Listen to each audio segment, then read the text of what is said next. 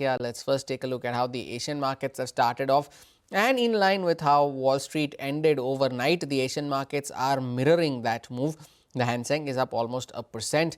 The Taiwanese index is up 1.5%. The Japanese indices are returning after a holiday yesterday. They are up 0.7% as well, although they are slightly off the highs at the start of the trading session. The Kospi in South Korea continues to move higher, 1% higher today as well. And the Shanghai Composite too, trading with gains of around 0.5%. So it's a green looking screen across the Asia Pacific, carrying forward that handover from Wall Street after Monday's trade. Pull up the GIFT Nifty. That is not quite mirroring the handover from Wall Street. Of course, we had these 2 straight days of last hour selling, last Friday and yesterday as well. And the implied open is also indicating a slightly subdued start for the Nifty at this monthly expiry trading session. We'll talk more about that as the show goes by. But to set you up for today's trade, our research team is here. They'll tell you about the trade setup, the stocks that you need to watch out for, and of course the setup on the FNO side of things as well. Firstly, Ekta joins in to get all the market cues we need to watch out for. Ekta, good morning. What are the important things on your radar today? Morning. Well, yes, like you mentioned, the markets continue their losing streak from Friday. The Nifty slipped below 26,000. We had nearly 40 Nifty stocks in the red in yesterday's trading session, and the mid-caps and the bank Nifty closed in the red as well. Heavy volume-led selling in select stocks is what we saw in the broader markets as well.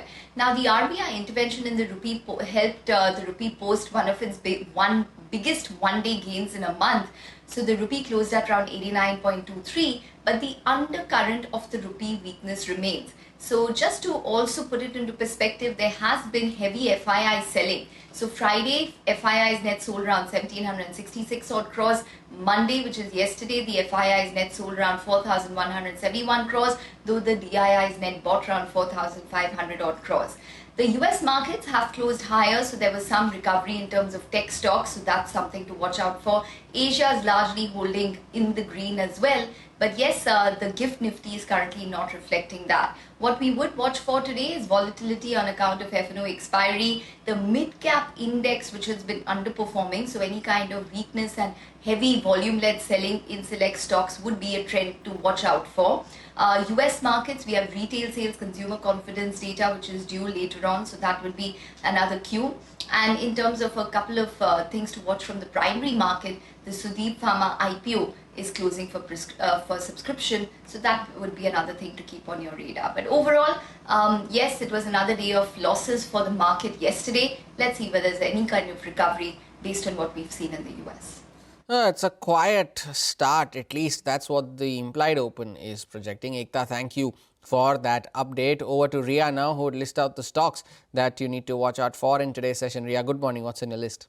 Well, good morning, Homer. Starting off with Dr. Reddy's, which will be in focus after receiving approval from the European Commission for a drug that is used to treat osteoporosis. We also have Seagull India in focus since they have received an LOI to establish 400 and 220 kilowatt in the Velgaon substation. Suntec Realty will be in focus since the unit has received an order from the London Court of Arbitration. The order has confirmed the withdrawal of the claim with the JV Grand Valley General Trading. Hoodco will also be in focus after signing an MOU with the National Institute of Urban Affairs. Paris Defence has also signed an MOU with Inter-University Accelerator Centre, and this is being done to develop commercial-grade MRI magnet systems. Moving on, Eris Life Sciences will also be in focus today. They have bought the remaining 30% stake in Swiss Parenterals for roughly rupees 423 crores. Keep your eye out on Surya Roshni as well. The company has received orders worth roughly 105 crores from an engineering and infra company. And lastly, Diamond Power Infra has received an LOI worth roughly 276 crores from Adani Energy for their Khavda project.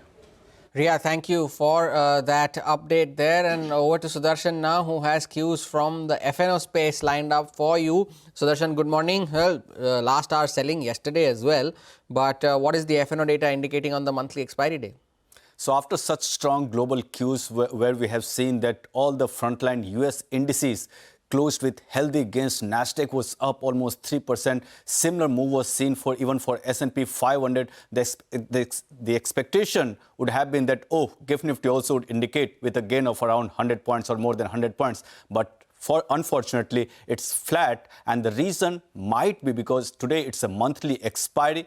But as far as the range for Nifty is concerned, it remains intact between 25,850 to 26,250.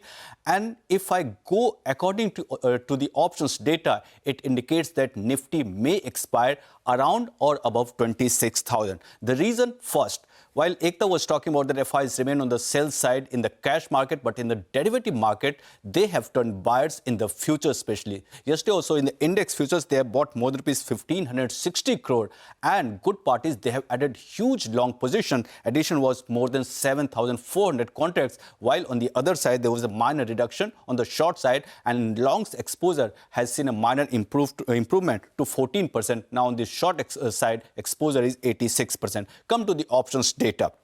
26,100, 26,150 and 26,000. These three call options were healthy, have seen maximum increase in the open interest, but it was a fall in the premium. Similarly, on the put side, 25,850 has seen an increase in the open interest of more than 15 lakh shares, and here also there was a fall in the premium. This was for November series. If you go to December series, the maximum increase in the open interest on the call side was for 26,700. On the put side, it was for 26,000. So it tells you that on the downside, support remains around 26,000. But for now, today, I'm going for 25,850 support and resistance 26,250. Some of the stocks that might be in focus, two stocks remain in the band, SAIL and Saman Capital. Apart from that, keep an eye on two stocks, MCX and emphasis from IT. Keep an eye out on all of this. Sudarshan, thank you for that update as well. Now,